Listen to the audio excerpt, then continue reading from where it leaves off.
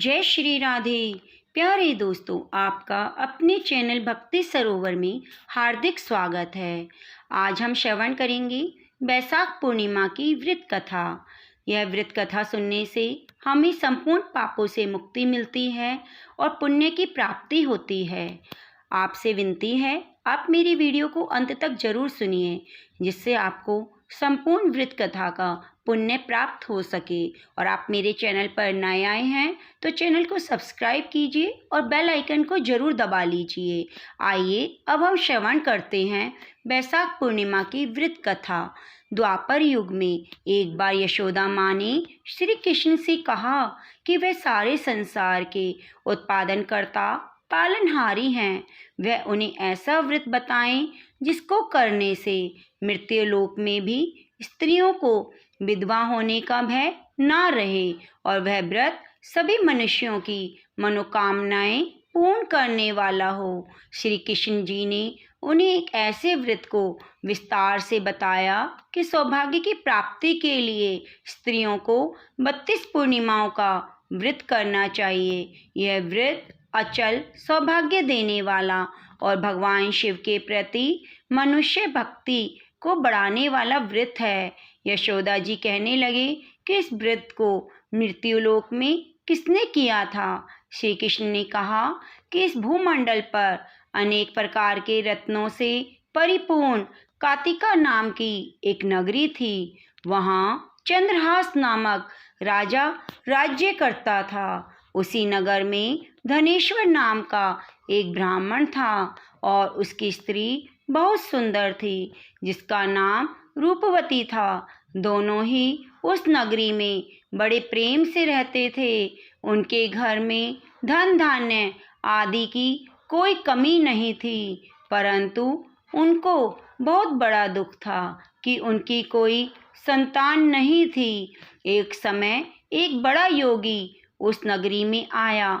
वह योगी उस ब्राह्मण के घर को छोड़कर अन्य सभी घरों से भिक्षा लेकर भोजन किया करता था।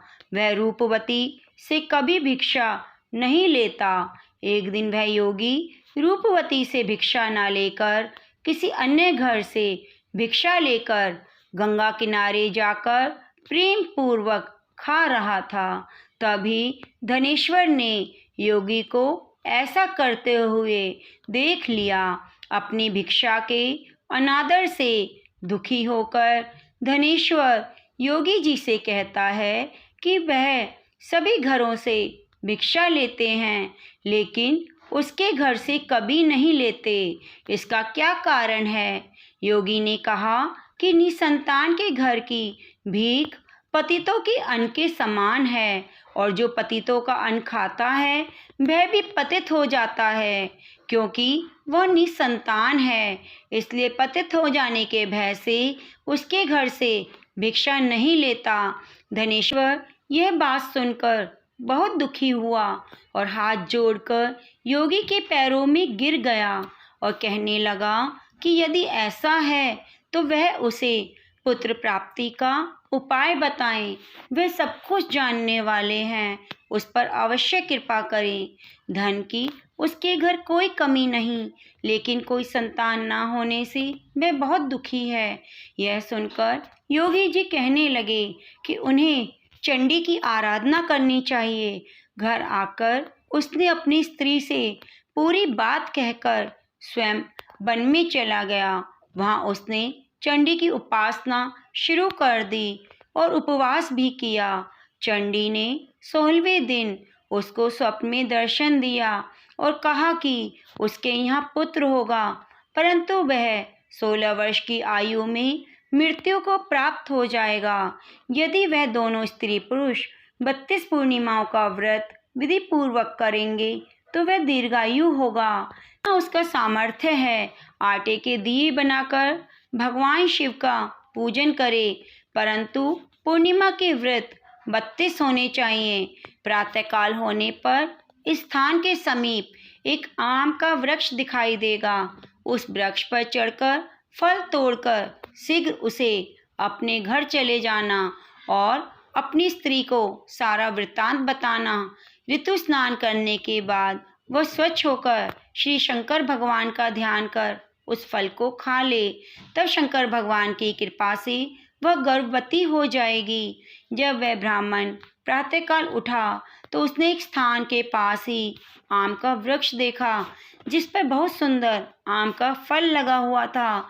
उस ब्राह्मण ने आम के वृक्ष पर चढ़कर फल को तोड़ने का प्रयास किया, परंतु वह वृक्ष कई बार कोशिश करने पर भी वह नहीं चढ़ पाया।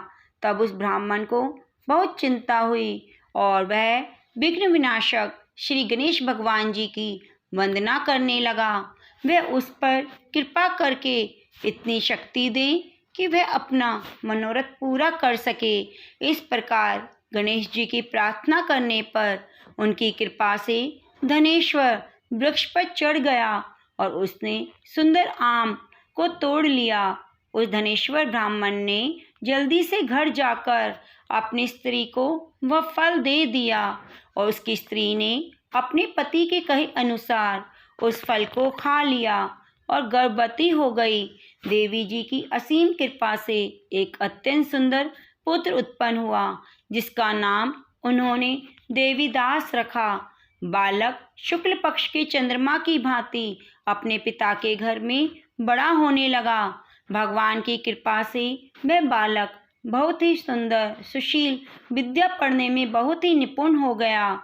दुर्गा जी की आज्ञा अनुसार उसकी माता ने 32 पूर्णमासी का व्रत रखना आरंभ कर दिया जिससे उसका पुत्र बड़ी आयु वाला हो जाए।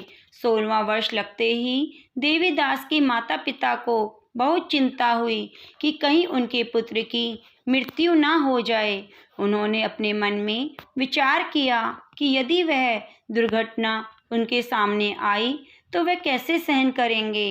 इसलिए उन्होंने देवीदास के मामा को बुलाया और कहा कि उनकी एक बहुत बड़ी इच्छा है।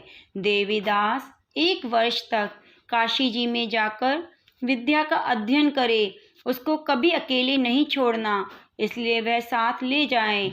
1 वर्ष के बाद वापस ले आना। तब सारा प्रबंध करके उनके माता पिता ने देवीदास को एक घोड़े पर बिठाकर उसके मामा के साथ भेज दिया, परंतु यह बात उन्होंने मामा या किसी और को नहीं बताई। धनेश्वर ने अपनी पत्नी के साथ माँ भगवती के सामने मंगल कामना और दीर्घ आयु के लिए भगवती की आराधना और पूर्णमासी का व्रत करना आरंभ कर दिया। इस प्रकार बराबर 32 पूर्णमासी के व्रत को उन्होंने पूरा किया। कुछ समय के बाद एक दिन वह दोनों मामा भांजे रात बिताने के लिए एक गांव में ठहरे थे।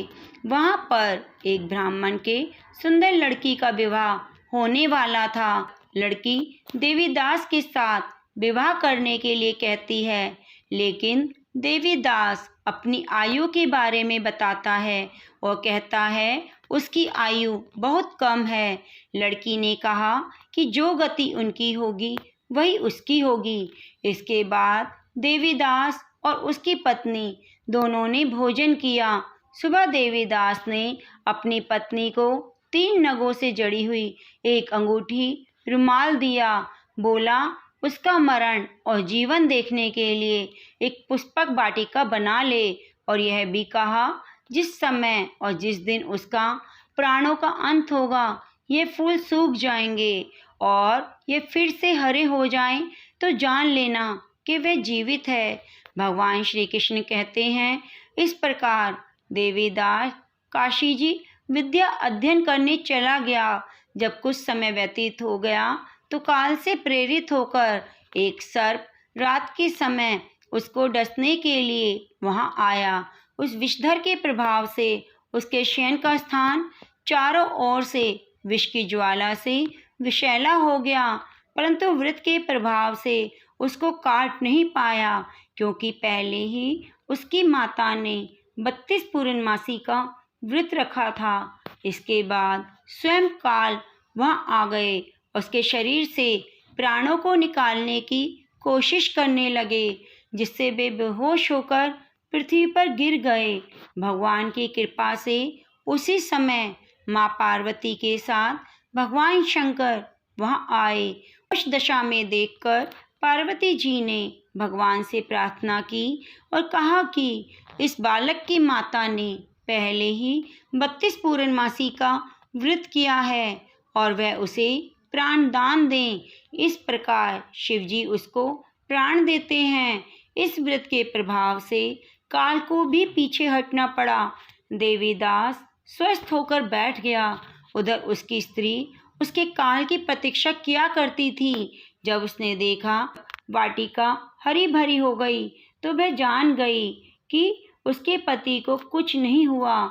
यह देखकर वह बहुत मन से प्रसन्न हुई और पिता से कहने लगी कि उसका पति जीवित है, वह उसे खोजें। जब 16वां साल बीत जाने पर देवीदास अपने मामा के साथ काशी जी से वापस चला गया। उधर उनके ससुर घर में उनको खोजने के लिए जाने ही वाले थे कि दोनों मामा भांजे वहां आ गए। उनको आया हुआ देखकर उसके ससुर को बहुत प्रसन्नता हुई और प्रसन्नता के साथ उन्हें घर ले गए। उस समय नगर के निवासी भी वहां इकट्ठे हो गए। कन्या ने अपने वर देवीदास को पहचान लिया। देवीदास अपनी पत्नी और मामा के साथ बहुत से उपहार लेकर अपने नगर में चले गए। वे अपने गांव के निकट पहुंचे तो लोग उसे देखकर हैरान हो गए और उनके माता पिता को खबर दी कि उनका पुत्र देवीदास अपनी पत्नी और मामा के साथ आ रहा है। ऐसा सुनकर माता पिता बहुत खुश हुए। पुत्र और पुत्र वधू के आने की खुशी में धनेश्वर ने बहुत बड़ा उत्सव मनाया। तब श्री कृष्ण जी कहते हैं कि धनेश्वर 32 पूर्णमासी के प्रभाव से पुत्रवान हुआ। जो व्यक्ति इस व्रत को करते हैं जन्म जन्मांतर के पापों से छुटकारा प्राप्त कर लेते हैं। वैशाख पूर्णिमा की आराधना करने से सभी दुखों का नाश हो जाता है। इस दिन का बहुत अधिक महत्व है। इस दिन दान करना बहुत शुभ होता है। इस दिन किए गए दान का कई गुना ज़्यादा फल प्राप्त होता है। इस दिन व्रत करने से सभी पापों का नाश होता है। वो कथा को सुनता है, पढ़ता है, उसे वैकुंठ की प्राप्ति होती है। प्यारे दोस्तों, यह कथा है वैशाख पूर्णिमा की व्रत की। आशा करती हूँ आपको कथा पसंद आई होगी। आप मेरे चैनल को सब्सक्राइब जरूर कीजिए, वीडियो को लाइक कीजिए और कमेंट बॉक्स में जय श्री राधे जरूर लिखिए। धन्यवाद।